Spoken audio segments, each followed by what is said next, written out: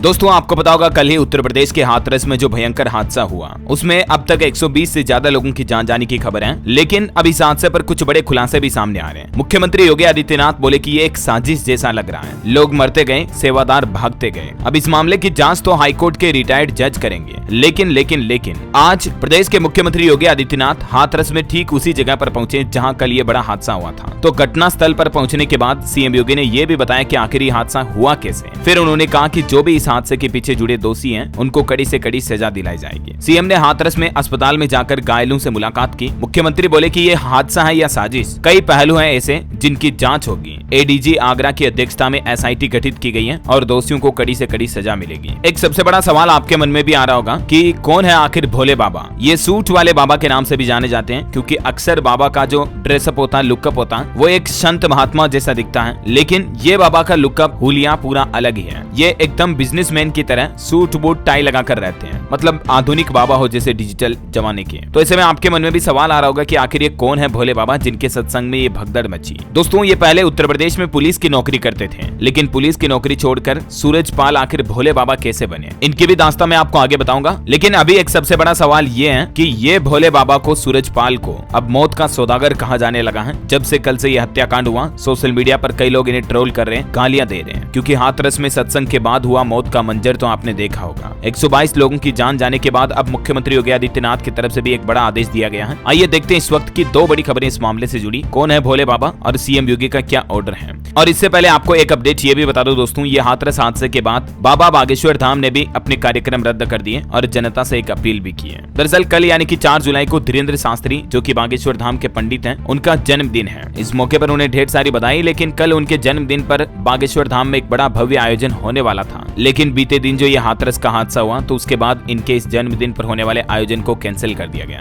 इसकी जानकारी खुद बाबा बागेश्वर धाम ने अपने सोशल मीडिया प्लेटफॉर्म एक्स यानी ट्विटर के जरिए दी है। आइए अब अपन वापस आते हैं अपने मुद्दे की खबर पर कि कौन है भोले बाबा, हादसे के बाद कहां भागा। 30 एकड़ में इनका आश्रम है, कारों का काफिला रखते हैं, भक्त तो इन्हें परमात्मा बुलाते हैं और ये हमेशा अपनी पत्नी के साथ सत्संग करते हैं। जब भी सत्संग में होते हैं तो साथ में इनकी पत्नी वाइफ होती है और इनकी पत्नी को भी भक्त माजी माजी कहते हैं। लड़कियों की तरह सजता सवरता है भोले बाबा। 24 साल पहले आगरा में गिरफ्तार भी हुआ था। इतने बड़े कांड कर रखे, फिर आखिर इतना बड़ा संत महात्मा कैसे बन गए हैं, जरा समझिए इसकी थोड़ी जीवनी। भोले बाबा की कुछ खास बात ये है कि ये बाबा सुबह उठने के बाद सेविंग करता है और रात में सोने से पहले भी सेविंग करता है। मतलब दाढ़ी मूछ रखना इन्हें बिल्कुल भी पसंद नहीं है। अक्सर आपने देखा होगा कि संत महात्मा तो दाढ़ी मूछ बनाते ही नहीं है, लंबी लंबी दाढ़ी रखते हैं, लेकिन ये इसके उलट है। लड़कियों की तरह सजते संवरते मेकअप करने का काफी शौक है। हैरानी की बात पता है क्या, इनकी सिक्योरिटी में भी सिर्फ महिलाएं ज्यादा शामिल होती हैं। महिलाओं को ही बेडरूम में एंट्री मिलती है क्योंकि भोले बाबा को पुरुषों पर भरोसा नहीं है। साल 2000 में भोले बाबा को चमत्कार करने का झांसा देने के आरोप में आगरा पुलिस ने गिरफ्तार भी किया था। अनुयायी भोले बाबा उर्फ साकार विश्व हरि को परमात्मा कहते हैं, जबकि उनकी पत्नी को माँ जी। हर समागम, हर कार्यक्रम में बाबा और उसकी पत्नी दोनों साथ में शामिल होते हैं। जब बाबा नहीं होते तो पत्नी प्रवचन देती है। 3 महीने से पत्नी का स्वास्थ्य खराब है, इसलिए बाबा अकेले ही प्रवचन देते थे। अब ये बाबा कहाँ है, इसको लेकर भी 2 थ्योरी सामने आ रही है। पहला तो ये कि जब कल हाथरस जिले से तकरीबन 47 किलोमीटर दूर फुलरई गांव में दोपहर करीब 1 बजे ये हादसा हुआ, उस वक्त भोले बाबा गांव में मौजूद था, लेकिन भगदड़ मचते ही वो फरार हो गया। और अब वो कहाँ है इसकी कोई जानकारी नहीं है, लेकिन बताया जा रहा है कि उसे मैनपुरी की कस्बा बिछुआ स्थित राम कुटीर आश्रम में रखा गया है और आश्रम के अंदर बाहर पुलिस फोर्स भी तैनात कर दी गई है। मामला ठंडा होते ही पुलिस उसकी गिरफ्तारी कर सकती है। और दूसरी थ्योरी में ये बताया जा रहा है कि बाबा ने अपना मोबाइल बंद कर दिया है और वो फरार हो गया है। उसकी लोकेशन भी पुलिस को नहीं मिल रही है। दोस्तों ये बाबा का जन्म एटा में हुआ। नौकरी से इसे बर्खास्त किया गया, पुलिस की नौकरी थी पहले, फिर इसने अपना नाम और पहचान दोनों बदल दी। भोले बाबा का असली नाम सूरजपाल है।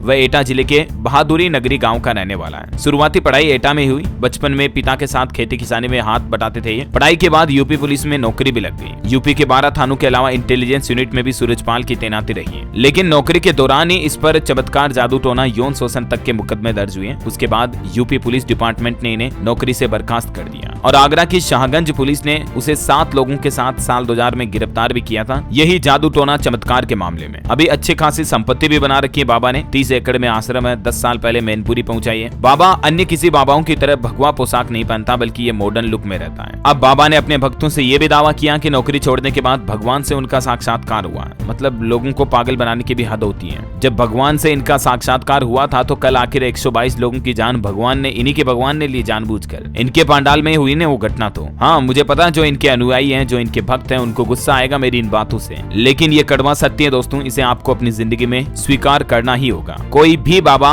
ये दावा कर रहा हो कि वो भगवान का रूप है या उसे भगवान का साक्षात्कार हुआ, वो कभी ऐसी पब्लिक फैन फॉलोइंग पाना ही नहीं चाहेगा। वो बाबा कभी ऐसे लग्जरी लाइफ, ऐसी भौतिक चीजों से जुड़ी हुई कारों का काफिला, मोह, लोभ, लालच, इन चीजों से हमेशा दूर रहेगा। एक बार कोरोना काल के दौरान भी इनका विवाद हुआ था। अब मैं पूरी जीवनी इनकी बताने लगूंगा तो काफी लंबा हो जाएगा ये। बहरहाल अभी दोस्तों इस मामले पर अब मुख्यमंत्री योगी आदित्यनाथ ने आदेश दिया कि यूपी हाई कोर्ट के रिटायर्ड जज जो हैं वो इस मामले की जांच करेंगे और अब देखते हैं जांच में क्या कुछ खुलासे सामने आते हैं। कल ही मैंने आपको बताई थी इस हादसे के पीछे की कुछ वजह भी कि ये भगदड़ आखिर क्यों मची थी। अगर आप देखना चाहते हैं तो देख लीजिएगा इस वीडियो को। और बाकी आपकी क्या राय है इन बाबा के चक्कर में? नाम है भोले बाबा, बाकी लोग अभी इन्हें जानलेवा बाबा भी कह रहे हैं। आपकी राय भी मुझे नीचे कमेंट करके बताइए। और दोस्तों ऐसे कभी जिंदगी में अंधभक्त होकर किसी की अंधभक्ति ना करें। श्रद्धा भावना की भी एक लिमिट होती है, उस हद को अगर कोई पार कर जाता है तो उसे सिर्फ अंधभक्ति ही कहते हैं और कुछ नहीं। बाकी मेरे तो जो विचार थे मैंने आपको बता दिए। आपकी राय कमेंट में बताइए और इस वीडियो को लाइक और शेयर करना। DLS न्यूज चैनल को सब्सक्राइब करके बेल आइकन जरूर दबा देना रोजाना ऐसे इन्फॉर्मेटिव काम की खबरें देखते रहने के लिए। जय हिंद, जय भारत, वंदे मातरम।